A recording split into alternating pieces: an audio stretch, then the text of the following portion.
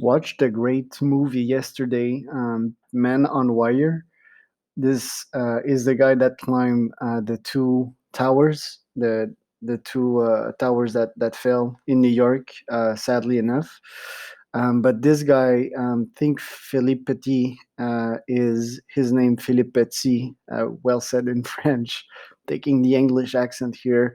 But he climbed those two towers, and this is one of my favorite movie too, Free Solo. Alex Winhold. I'm not sure if I'm pronouncing his name right, but basically he climbed Yosemite Mountain, which is like this huge wall without a rope, taking risks. That's what this video is about. And that's what I was just writing about here, that I need to keep taking risks while I'm young. And if you're young, you should too. And I mean, that's just an excuse to take some risks. Whatever age you are, if you're in a place, if you're strong enough to take risks, go ahead. The only downfall to that, so maybe view it the way, like if you would be Arnold on this picture here. If you take that much of a risk, you might fall and die. Same in the entrepreneurial game. When you take too much risks, you might suffer a lot. So that depends on how strong you are, like how can you handle the pressure, how can you handle the heat when things don't go well, when you fall straight on your back and probably hurt yourself.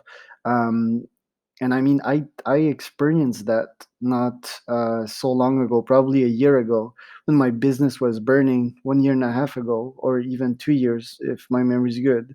Whatever, I took a lot of risks in my business, made a lot of errors, and I paid the price for it, and that equals to depression, that equals to low motivation, that equals to stress, anxiety, the monkey keeping running around, that may equal to a bunch of stuff that really sucks, like your reputation being at stake, and you feeling bad and you being in your head. I was looking at myself on some pictures taken years ago, and I never had a smile on my face, like I was always in my mind, and I mean, that's the downside of it. And if you calculate risks and you become really good at it, aka if you put a bunch of data in your head, that is to read books, that is to try different things, and when you're really good at taking calculated risks, well, you might win immensely.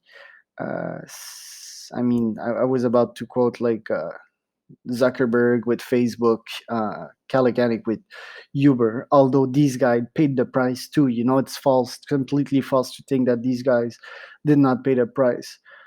My point is, I have energy. I have a strong chin. I can take a lot in my face before I fall down. Being young, being energetic, which is something I may not have in the future. I don't have children's right now too, and I mean, that's probably an excuse too, because I will still take risks once I will have my children's. Well, that's my goal. I don't want to become scared only because I want to protect my children's. Well, they're always safe, and they will always learn from my experience. I'm not talking about stupid risks here, but I mean, I don't want to stop taking risks only because I have humans. I think a lot of people do that.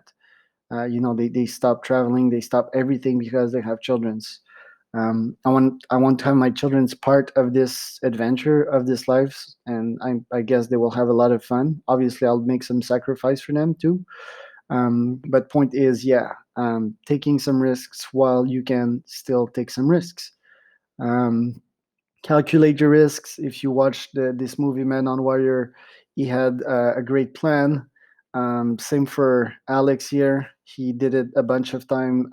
He climbed a bunch of time, dismounted with a rope, so that he wouldn't fail catastrophically when falling. And yeah, amazing guy, and amazing movie. So really recommend those two movies. And if you're watching that, I mean, age is a non-existing factor for me. It's probably an excuse, just me mentioning, oh, I'm still young and I need to take risks. But if your goals are to make something great and help others and win big, take some risks, take some calculated risks.